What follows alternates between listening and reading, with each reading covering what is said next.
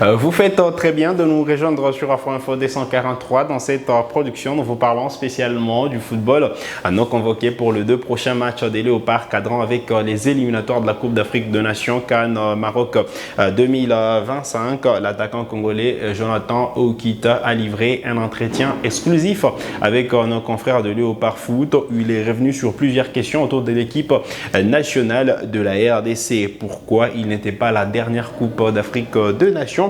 Pourquoi il n'est pas souvent appelé avec les Léopards? Suivez donc ici sa réponse.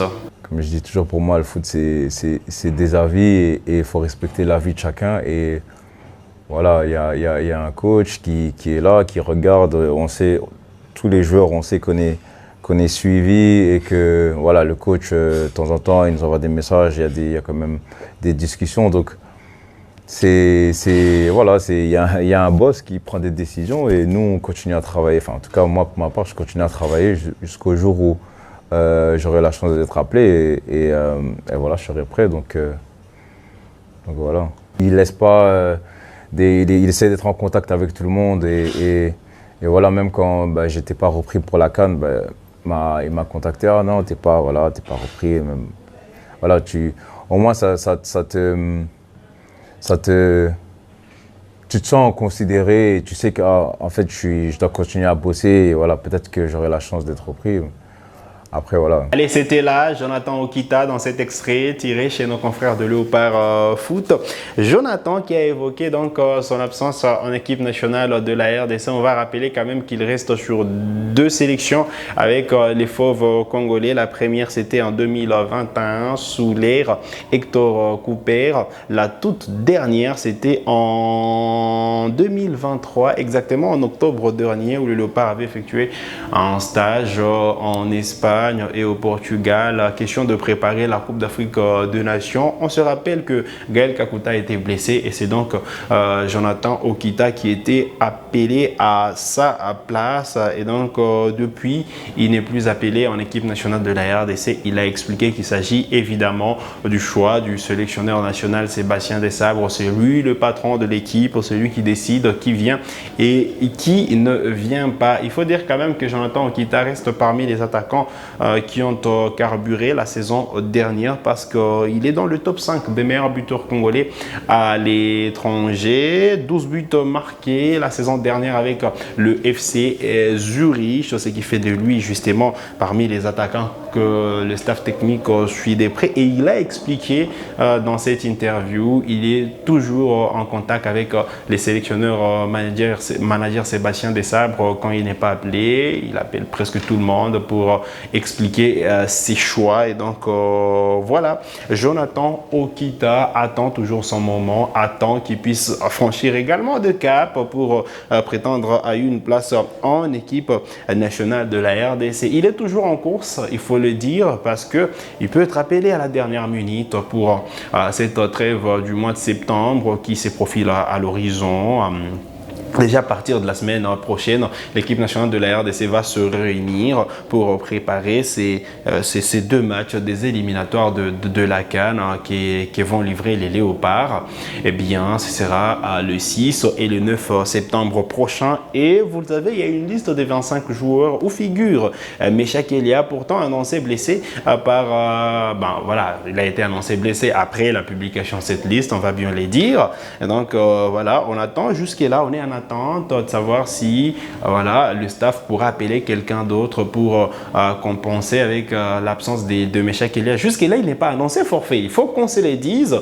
Meshak Elia n'est pas annoncé forfait, du moins côté congolais, même si le Young Boys de Berne a déjà informé que Meshak Elia est indisponible et qu'il est donc blessé. Et donc là, Jonathan Okita peut prétendre à une place parce qu'il est lié, il joue à ces postes-là. Et puis voilà, pas de Silas Katompa, même si lui aussi il est en course, lui aussi qui a expliqué qu'il s'agit du choix du sélectionneur national, son absence également en équipe nationale. Mais voilà, Jonathan Okita reste en course, lui aussi peut prétendre à cette sélection en remplacement de Meshak Elia, tout comme Yannick Bolassier. Mais on ne s'emballe pas parce que si les staffs décident de garder Meshak et de ne pas appeler quelqu'un d'autre, donc voilà, ce sera la décision du du sélectionneur Sébastien Desabre. Déjà, ce que moi je louais évidemment, c'est ces contacts qu'il garde toujours avec ses joueurs,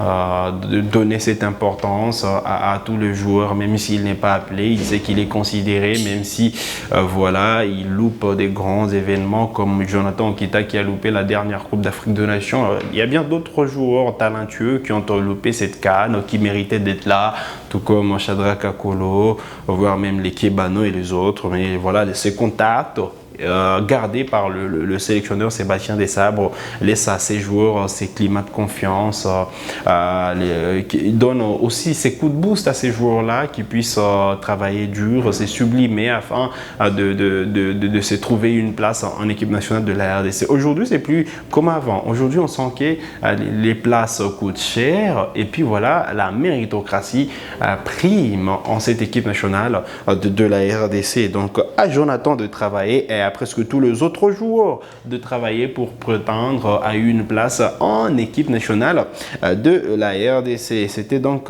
l'essentiel à retenir, mais pour ceux qui veulent suivre l'intégralité de cette interview, elle est donc chez nos confrères de Léopard Foot. Donc voilà, vous devez aller suivre évidemment.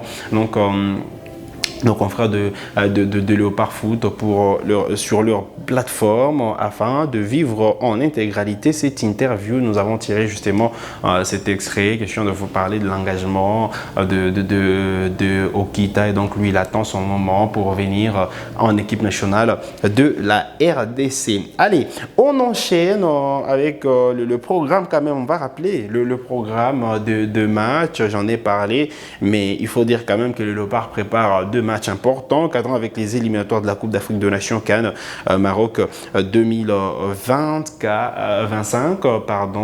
La RDC jouera la Guinée le 6 à Kinshasa. Ensuite, le 9, les Léopards se déplaceront en Tanzanie pour affronter l'Éthiopie, et la trêve internationale, ou du moins les rassemblements, demeurent à partir de la semaine prochaine. Et donc, on va entrer dans la ferveur du rassemblement à Kinshasa. Les joueurs congolais qui sont attendus à partir du lundi, même si la trêve démarre exactement le 2 septembre prochain, donc exactement le mardi prochain. Allez, on va parler de ces joueurs qui se sont sublimés hier, ont joué dans quelques championnats. Voilà, Kebano qui a lancé sa saison, il est aux Émirats Arabes Unis avec la formation de Al Jazeera qui s'est imposé 2-0 devant Al Ouroba. Eh bien, il s'agit de la deuxième journée du championnat et l'international congolais était titulaire et a inscrit les seconds buts de son club voilà, aux ultimes minutes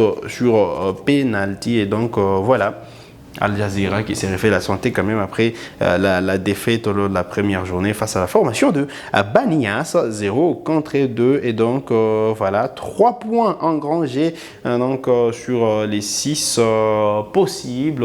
Voilà, donc la bonne nouvelle pour Kebano qui débloque son compteur but avec ce club aux Émirats Arabes Unis. Allez, on va enchaîner avec Maswaku qui a été décisif avec Besiktas. Et donc Arthur Maswaku a délivré une passe décisive lors du succès 5-1 de Besiktas contre Lugano. Jeudi dans la soirée, sur l'ouverture du score en match de barrage, retour de l'UEFA Europa League. Après le nul 3-2 au match aller, l'international congolais qui a disputé l'intégralité de la rencontre et les siens décrochent leur ticket pour la phase finale de cette compétition. Et donc voilà l'essentiel. On va parler quand même de cette autre performance. On est en Tanzanie avec Maxi Pianzengeli qui a marqué donc son premier but à l'occasion de la première journée. Eh bien, voilà, la première journée du championnat tanzanien.